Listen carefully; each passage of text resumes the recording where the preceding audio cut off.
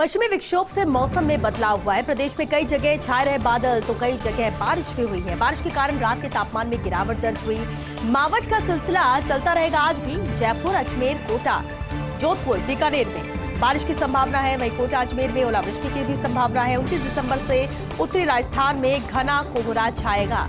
जिस तरह से पश्चिमी विक्षोभ से मौसम में बदलाव यहाँ साफ नजर आ रहा है। प्रदेश में कई जगह बादल छाए हैं तो कई जगह बारिश भी हुई है। बारिश के कारण रात के तापमान में जरूर गिरावट दर्ज की गई। मावठ का सिलसिला भी चलता रहेगा। आज भी ये सिलसिला जारी रहेगा। जयपुर, अजमेर, कोटा, जोधपुर, बीकानेर में बारिश की संभावना बनी हुई है तो वहीं कोटा, अजमेर में ओलावृष्टि की संभावना है। 29 दिसंबर से उत्तरी राजस्थान में घना कोहरा छाएगा।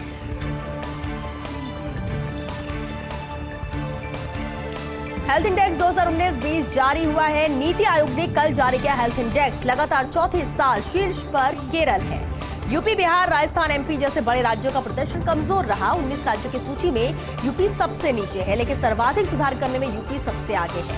राजस्थान 16 में जबकि मध्य प्रदेश 17वें स्थान पर है। छोटे राज्यों में मणिपुर शीर्ष पर है।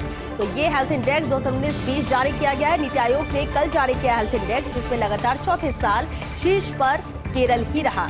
इसके अलावा उत्तर प्रदेश, बिहार, राजस्थान, एमपी जैसे बड़े राज्यों का प्रदर्शन यहाँ कमजोर नजर आया। 19 राज्यों की सूची में यूपी सबसे नीचे है, लेकिन सर्वाधिक सुधार करने में यूपी सबसे आगे रहा। राजस्थान 16 में जबकि मध्य प्रदेश 17वें स्थान पर है। वहीं अगर छोटे राज्यों की बात करें जिसमें मणिपुर शीर्ष पर है।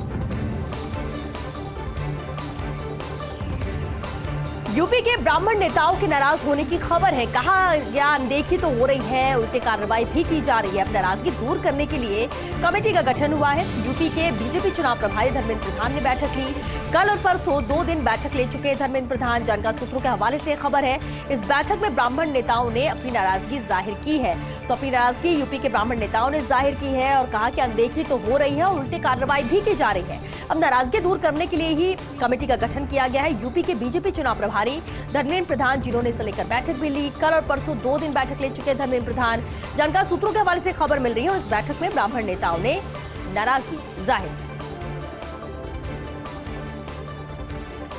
अगले साल से मिलने लगेगी 5G सर्विस। केंद्रीय दूरसंचार विभाग ने इसे लेकर स्पष्ट किया है। दिल्ली, मुंबई, चेन्नई, कोलकाता, बेंगलुरु, पुणे से शुरुआत होगी। अगले साल मार्च अप्रैल में स्पेक्ट्रम की नीलामी होगी। दूरसंचार सेवा प्रदाताओं ने 5G ट्रायल किए हैं स्थापित, तो ये से स्थापित किया गया, लेकिन केंद्रीय दूरसंचार विभाग ने इसे लेकर स्पष्ट भी कर दिया गया है। अगले साल जैसा कि कहा जा रहा है मिलने लगेगी 5G सर्विस, लेकिन स्पष्ट किया दूरसंचार विभाग ने दिल्ली, मुंबई, चेन्नई, कोलकाता, बेंगलुरु, पुणे से इसकी शुरुआत होगी और अगले साल मार्च अप्रैल में स्पेक्ट्रम की नीलामी होगी। दूरसंचार सेवा प्रदाताओं ने 5G ट्रायल किए हैं स्थापित।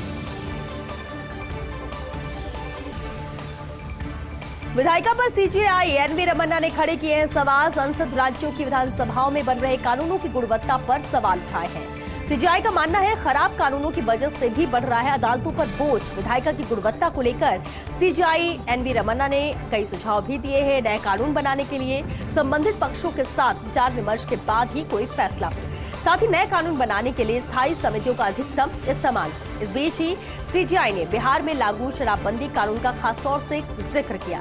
2016 में बना ये कानून मिसाल है कि खराब कानून से कैसे बढ़ता है अदालतों पर बोझ। अब देखना यह है कि चीफ जस्टिस की सलाह पर मुख्यमंत्री नीतीश ध्यान देंगे या नहीं। चीफ जस्टिस ने संसद में बिना विचार विमर्श के बनाए जा रहे कानूनों पर भी सवाल उठाए और 3 कृषि कानून बनाना और उन्हें वापस लेने का कानून पास करने पर भी उन्होंने टिप्पणी की। इसे टिप्पणी माना जा सकता है। जिस तरह से कृषि कानून बने, उन्हें बनाया गया और उसके बाद उसे वापस लेने की स्थिति यहाँ पर बनी, इसे भी एक वजह माना जा सकता है, एक टिप्पणी के तौर पर देखा जा रहा है। 2016 में ये कानून मिसाल बना था। खराब कानून से कैसे अदालतों पर बोझ बढ़ता है और यही बात उन्होंने दोहराई। हालांकि उन्होंने कई सुझाव दिए। श्रीगंगानगर का प्रसिद्ध किन्नू जाएगा बांग्लादेश। 30 दिसंबर को किन्नू स्पेशल ट्रेन होगी रवाना। 345 मीट्रिक टन किन्नू लेकर बांग्लादेश जाएगी ये ट्रेन। देश में अपने स्वाद और गुणवत्ता के लिए प्रसिद्ध है श्रीगंगानगर का किन्नू।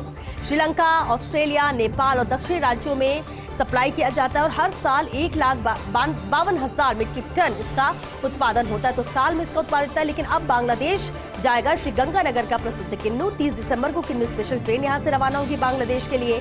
345 मीट्रिक टन किन्नू लेकर बांग्लादेश जाएगी ट्रेन, जिस देश में अपने स्वाद और गुणवत्ता के लिए प्रसिद्ध है श्रीगंगानगर का किन्नू। श्रीलंका, ऑस्ट्रेलिया, नेपाल और दक्षिणी राज्यों में भी सप्लाई किया जाता है।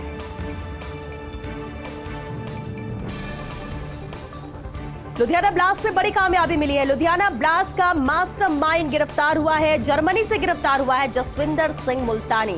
मुल्तानी ने आईएसआई के इशारे पर रची थी धमाके की साजिश। जानकार सूत्रों के हवाले से खबर है, आतंकियों को हथियार मुहैया करवाता था मुल्तानी, जो कि अब गिरफ्त में है।